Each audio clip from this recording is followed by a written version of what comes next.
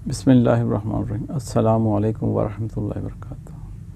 अल्लाहुम्मा सल्लि अला सय्यिदिना मुहम्मदिन व अला आलि सय्यिदिना मुहम्मदिन मियादति कुल्लि ज़िक्रिही अल्फ़ अल्फ़ मर्रा। मेरे नबी पे करोड़ों लाखों अरब दुरूद व सलाम। प्यारे आक़ा अलैहिस्सलातु वस्सलाम के रेत के ज़र्रों के बराबर दुरूद व सलाम। मेरे मोहम्मद मुस्तफ़ा सल्लल्लाहु अलैहि वसल्लम आका दो जहान रहमतुल लिल आलमीन पे अरबों दुरूद व सलाम। तो प्यारे भाई, आज मैं आपको जो एड़ियाँ फट जाती हैं उनके बारे में बताता हूँ। फटी हुई एड़ियों का इलाज कैसे किया जाता है। तो जिनकी एड़ियाँ फट जाती हैं उनको एक तो लेना तेल सरसों 1 चटांग, और सर्फ लेना है 4 चम्मच, और 4 चम्मच लेना है शैम्पू, और 4 चम्मच लेना है साबुन आम जिसे कपड़े धोते हैं। ठीक है जी।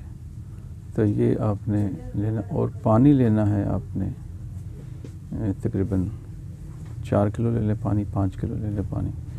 तो इनमें डाल के आपने इसको गर्म करना है। जब एक जोश आ जाए तो नीचे उतार लें, तो फिर पाँव के उसको रख लें नीचे। तो स्लो उसमें पाँव डालते रहें हल्का हल्का, जैसे बर्दाश्त करना शुरू कर दें फिर तो उसको चेक करते रहें हल्का हल्का एड़ी लगा के। पहले एड़ियों से स्टार्ट करें, एड़ियाँ डिप करते रहें क्योंकि एड़ियाँ ज़रा हार्ड होती हैं, तो थोड़ा पानी इसको थोड़ा गर्म चाहिए होता है। तो जैसे बर्दाश्त करना चाहें स्लो पूरा पाँव इसमें डिप कर दें आप।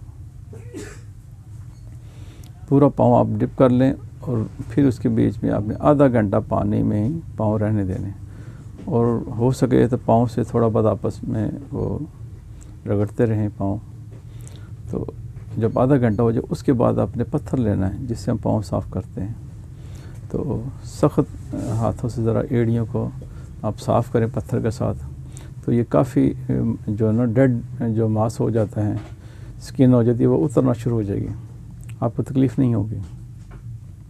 जब आप देखें कि थोड़ा महसूस कर रहे हैं साफ़ करते वक्त जलन महसूस हो रही, या थोड़ी महसूस हो रही कि जैसे आम जिस्म के ऊपर अगर पत्थर रखे तो पेन होती है, तो फिर उसको छोड़ दें। उसके बाद आपने आम जो ग्रीस होती है जो कि बैरिंग में लगाई जाती है, गाड़ियों में शटरों में इस्तेमाल होती है, ग्रीस किसी भी दुकान से आप ग्रीस ले लें, और ग्रीस उंगली के साथ एक लेयर ग्रीस की जहाँ जहाँ आपने पत्थर अपना रगड़ा है उसको, तो वहाँ वो लगाएं, ग्रीस लगा दें।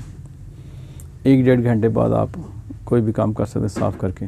अगर आप रात को करते हैं तो रात को बड़ा अच्छा है, रात को इसको लगा के ऊपर कोई भी लिफाफा वगैरह चढ़ा के तो आप सो जाएं। सुबह उठ के तो गर्म पानी से धो लें। तो इंशाअल्लाह ये चंद दिन करें। अगर आप घर में छुट्टी वाला दिन है तो फिर आप उसको दिन में 2 बार 3 बार भी कर सकते हैं। तो इंशाअल्लाह 1 हफ़्ते में आपकी रेशम जैसी अल्लाह के फजल करम से एड़ियाँ हो जाएंगी और बेहतरीन हो जाएंगी। तो अल्लाह ताला आपको शिफ़ा दे, अल्लाह ताला बड़ी रहमत फरमाए, बड़ा फ़ज़ल फरमाए। नबी की सल्लल्लाहु अलैहि वसल्लम के सदक़े वसीले से, जिसके सदक़े मेरे मालिक ने कायनात बनाई है, उसके सदक़े से हर बीमारी की शिफ़ा अता फ़रमाए।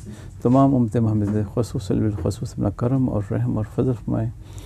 हज़ारों दुरूद व सलाम मेरे आका मुस्तफ़ा सल्लल्लाहु अलैहि वसल्लम। अल्लाहुम्मा सल्लि अला सय्यिदिना मुहम्मदिन व अला आलि सय्यिदिना मुहम्मदिन मियादति कुल्लि ज़िक्रि अल्फ़ अल्फ़ मर्रा बरकल ला इलाहा इल्लल्लाह मुहम्मद रसूलुल्लाह सल्लल्लाहु अलैहि वसल्लम।